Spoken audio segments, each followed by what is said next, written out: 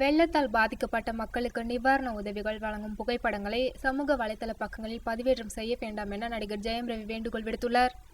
ஜெயம் ரவியின் இந்த கோரிக்கையை சற்று ஆழ்ந்து ஆராய்ந்தால் அதில் எவ்வளவு உண்மை உள்ளது என்பது தெரியவரும். தற்போது வெள்ளத்தால் பாதிக்கப்பட்டுள்ளவர்களின் பெரும்பாலானோர் கடந்த வாரம் வரை மற்றவர்களுக்கு தங்களால் இயன்றவரை உதவி செய்யக்கூடிய வசதி படைத்தவர்கள்தான். ஆனால் காலத்தின் கொடுமையால் கனமழை அவர்களது வாழ்க்கையை புரட்டி போட்டுள்ளது. உயிரை காப்பாற்றிக் கொள்ள உடுத்திய உடையோடு வீட்டை விட்டு வெளியேறியவர்களுக்கு அடுத்தவர்களின் கையை எதிர்பார்க்கும் பரிதாப நிலை.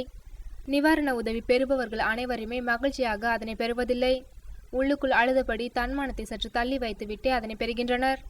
இந்த சூழ்நிலையில் உதவி பெறுபவர்களின் புகைப்படங்களை சமூக வலைதளங்களில் போடுவது காலத்திற்கும் அவர்களது மனதில் ஆறாத வடுவை ஏற்படுத்த வாய்ப்புள்ளது. பாதிக்கப்பட்டவர்களுக்கு உதவுவது போன்ற புகைப்படங்களை போடுபவர்கள் அனைவருமே தற்பெருமைக்காகவும் விளம்பரத்திற்காகவும் மட்டும் அவ்வாறு செய்யவில்லை. தங்களை பார்த்தாவது மேலும் பலர் இது போன்ற உதவிகளை செய்தால் நலம் என்ற நல்ல எண்ணமும் அதில் மறைந்துள்ளது. ஆனால் முடிந்தவரை உதவி பெறுபவர்களின் முகங்களை மட்டுமாவது புகைப்படத்தில் மார்க் செய்து வெளியிடலாம்.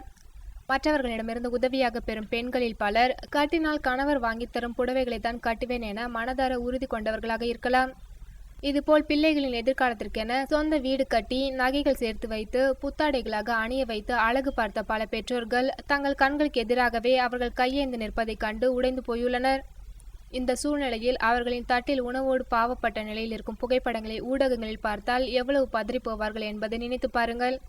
எனவே முடிந்தவரை மற்றவர்களின் பரிதாபத்தை பெற வேண்டும் என்ற நோக்கிலோ அல்லது உதவியை தம்மட்டம் அடிக்கும் காரணத்திற்காகவோ இது போன்ற புகைப்படங்களை வெளியிடுவதை உதவி செய்வோர் குறைத்துக் கொள்ளலாம் என்று ஜெயம் ரவி கேட்டுக்கொண்டுள்ளார்.